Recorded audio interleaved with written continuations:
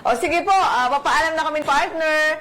Mga ka-good vibes, oras na po para sa isa na namang istoryang tiyak na kapupulutan nyo ng inspirasyon. Oo, hindi pa tayo partner tapos Oo, dahil kasama po ang isa sa utak at puso ng alagang natural.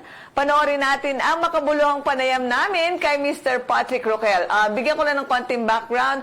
Last Saturday po nilaunch natin yung bagong segment na nagbibigay po sa atin ng inspirasyon, ang alagang natural. Pinaliwanag last week ni Dr.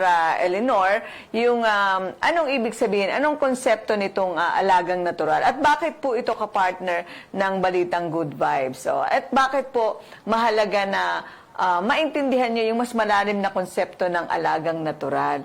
So, ngayon, yung kanyang better half naman, magpapaliwanag, dagdag na paliwanag ito, kung ano po yung konsepto ng segment na ito na alagang natural. So, ito po, panoorin natin si Mr. Patrick Roquel, isa pong medical technologist, at ngayon po ay napakaraming advocacy ng pagtulong.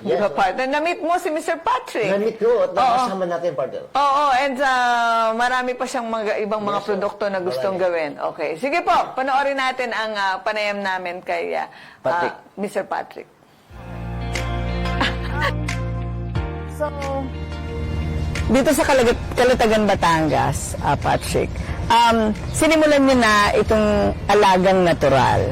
So, dito sa grupo ng mga dating mangingisda, pero ngayon nagkaroon ng kabuhayan. So, paano niyo ginagawa itong alagang natural dito?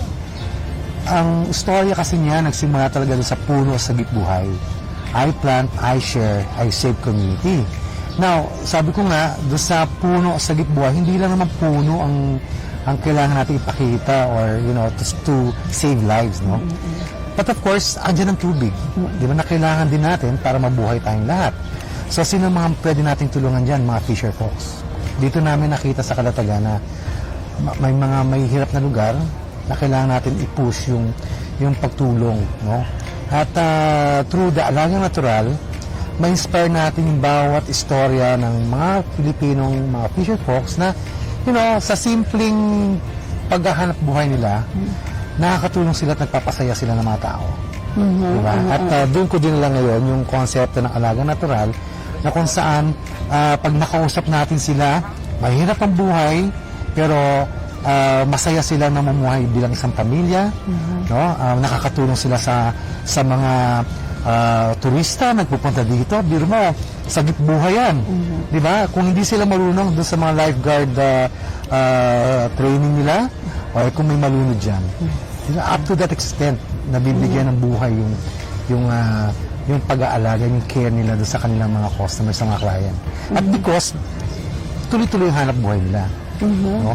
Kami naman, sa Puno sa Gitbuhay, kahit nasa paligid ka ng tubig, yung mga anak nila, makita mo, may asthma, nagkakalagnat, may ubo, di ba? So, itinuturo namin yung pagtatanim pa rin ng mga halamang gamot. No? On top pa dun sa hindi sila makabili ng mga gamot sa butika. Kahit sabihin pang may healthcare dyan, may mga health center dyan. Still, iba pa rin yung natuturuan natin sila ng paggamit ng mga mabibisang mga halamang gamot na pinag-aralan din ng mga doctors natin. No?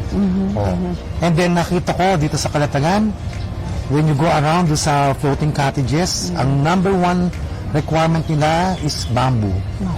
Diba? At through planting ng bamboo, pwedeng malesen yung cost nila, magtuloy-tuloy yung hanap buhay nila. So, paano sa buhay pa rin? Diba? So, umiikot palagi dun yung, konsepto ng Puno sa Gitbuhay, I plant, I share, save community. But this time, kailangan nating makita yung experiences nila kung paano sila nag-aalaga natural. Ayun. And now you're sharing this to sambayan ng Pilipinos, actually sa mundo na to. And siyempre ang layunin mo nito definitely parang maging contagious at lahat ng tao ay mag-alagang natural. Yes, tama ba? At ma-inspire natin ang bawat Pilipino na in a little way, mapapakita nila yung sinasabi nating alaga natural.